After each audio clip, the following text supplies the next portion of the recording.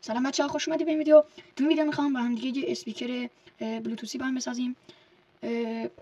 برای این کار دستی ما وسایل مورد نیازمون هویه برای هویه کردن سیم و اتصالات، سیم هویه، یه دونه قالب که در واقع مدارمون توی این قرار میگیره، یه دونه بلنگو، یه دونه باتری لیتیومی 5 ولت، ماژول شارژ، حالا فرق نداره میکرو باشه یا تایپ سی. من هر دوشو دارم، البته یکیشو استفاده میکنم. یه تیکه وارنیش حرارتی، یه دونه لامپ برای رقص نورش، حالا شاید هم لامپو وصل نکردیم، یه دونه مدار آمپلیفایر. این آمپلیفایر بلوتوثی از ایشکالا سفارش دادیم. من موقعی که خریدم 120,000 بود، الان نمیدونم قیمتش تغییری کرده یا نه.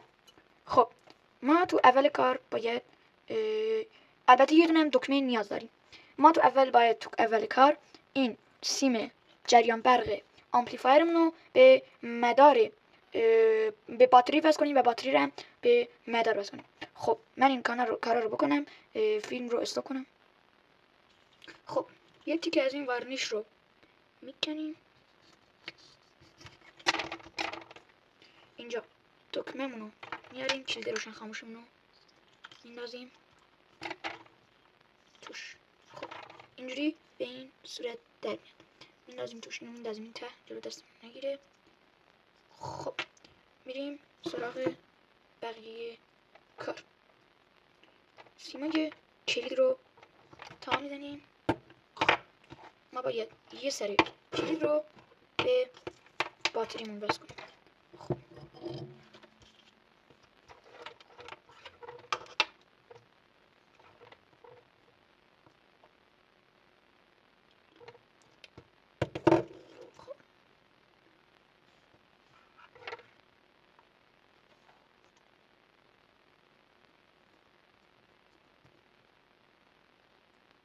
خب گرفت.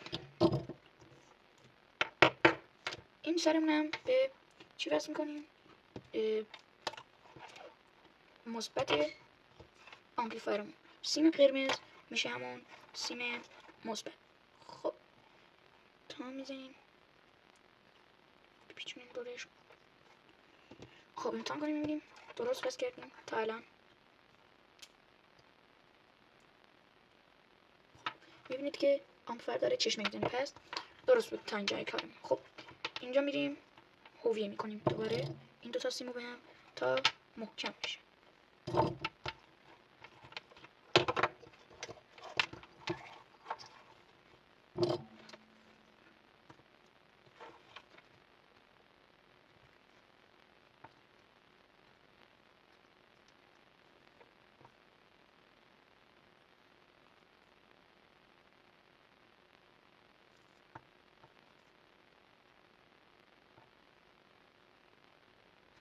خب تموم شد. حالا میایم سر دیگه، یعنی سر منفی آمپلیفایرمون رو وصل میکنیم به اینجا. خب من اینو استوب کنم تا وصل کنم.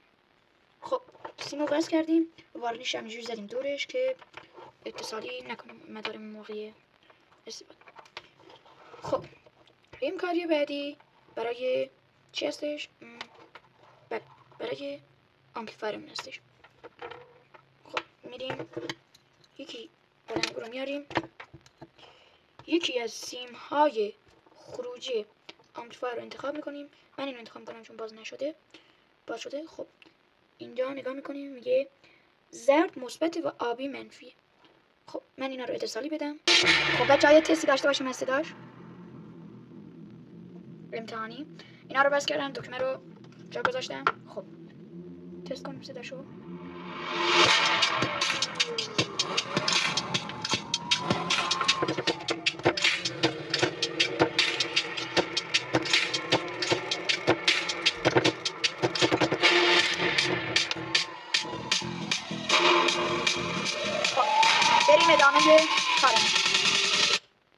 بریم ادامه کار. خب بچه‌ها تموم شد، همه قطعات رو داخلش قرار دادم، فقط مونده یه چسبکاری آخری آمپلیفایر. خب یه تست داشته باشیم. I